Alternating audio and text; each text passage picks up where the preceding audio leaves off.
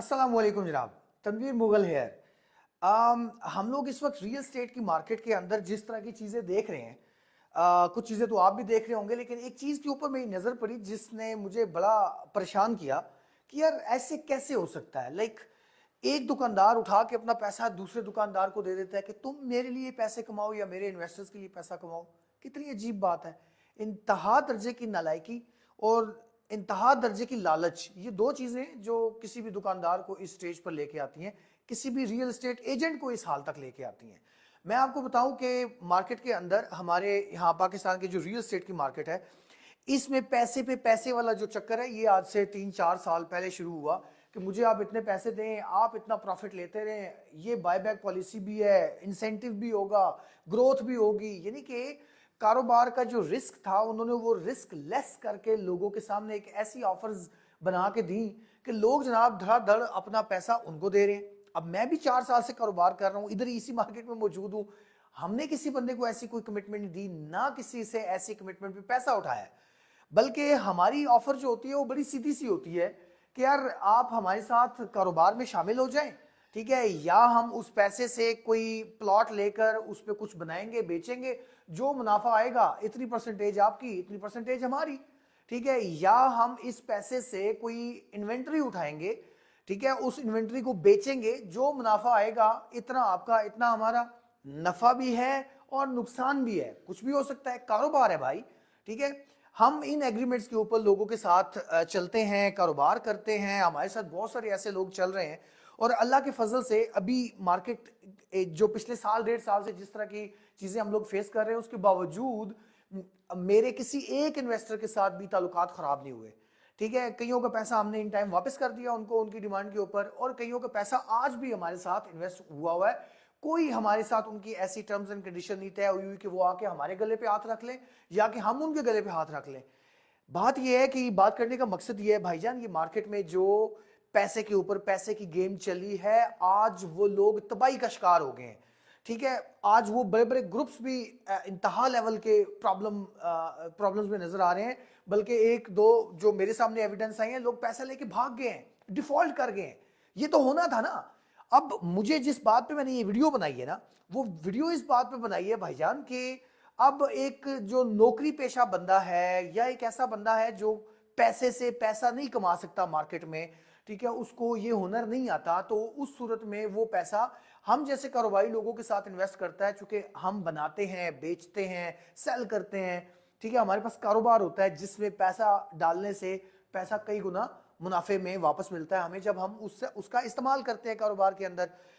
लेकिन मेरे लिए जो हैरत का सबब बनी वो ये चीज बनी कि भाईजान अभी मतलब हमारे इधर मार्केट में एक बंदे ने डिफॉल्ट किया, कहा जा रहा है कि 4 अरब रुपया लेके वो भाई साहब रफू चक्कर हो चुके हैं।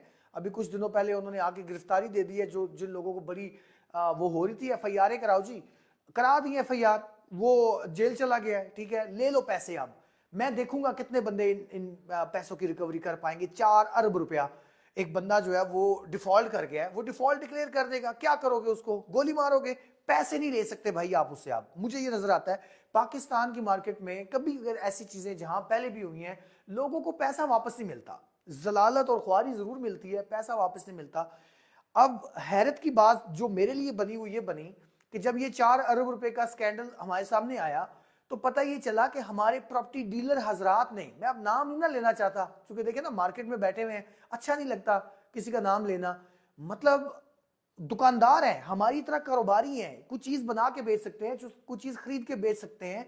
उनको अल्लाह ताला ने इतना हुनर दिया है, 10-10 15-15 साल से मार्केटों के अंदर बैठे हुए हैं, लेकिन उन्होंने अपनी दुकानदारी का पैसा, अपना जाती पैसा, अपनी फुफ्फी का पैसा, अपनी बहन का पैसा, अपने मामू का पैसा, अपने इन्वेस्टर्स का पैसा उठा के ऐसे ग्रुपों को दिया हुआ है, 12-12 crore, 13-13 crore. What the hell. मेरे लिए तो अजीब ये बात है, एक आम बंदा जो पैसे से पैसा नहीं कमा सकता, वो अपना पैसा अगर उठा के किसी कारोबारी बंदे को देता है, वो तो मेक सेंस करता है, ठीक है, कारोबारी बंदे को देता है, ऐसे फ्रॉडियों को या 2 नंबर लोगों को नहीं, ठीक है। और लेकिन एक कारोबारी बंदा अपना पैसा उठा के कैसे किसी को दे सकता है कि भाई तू मुझे कमा के दे, उससे मैं भी खाऊंगा और मेरे इन्वेस्टर कहेंगे। ये इंतहा दर्जे की नालायकी और इंतहा दर्जे की लालच का आंसर है जिसने लोगों तक यहां तक पहुंचाया है। अभी वो सारे लोग मजबूर हुए हैं, ठीक है।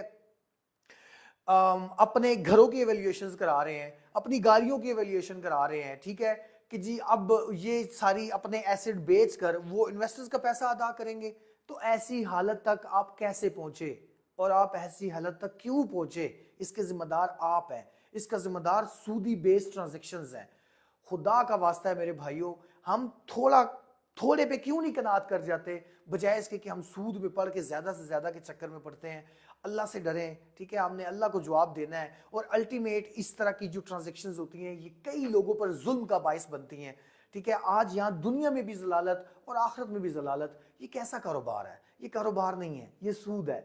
सूद और कारोबार में फ़र्क जाने, ये आई थिंक के जितने भी कारोबारी लोग हैं मार्केट में बैठे हुए हैं, ये उन पर फर्ज है कि वो इस इल्म को हासिल करें कि सूद और कारोबार में क्या फ़र्क होता है। मेरी बहुत सारी वीडियोस ऐसी रियल एस्टेट बिजनेस क्लब के प्लेटफॉर्म पे मौजूद है, जहां से आपको रहनुमाई मिल सकती है। मुफ्ती आमिर साहब के साथ मेरे बहुत सारे इंटरव्यूज़ ऐसे हैं जिन इंटरव्यूज़ के ज़रिए आप बहुत सारी ऐसी मालूमात हासिल कर सकते हैं जिससे आपको बुनियादी लेवल का नॉलेज होना चाहिए किसी भी दुकानदार को या किसी भी कारोबारी को या किसी भी सरमायादार को, कि कौन सी ट्रांजैक्शन सूदी बेस है और कौन सी ट्रांजैक्शन कारोबारी है।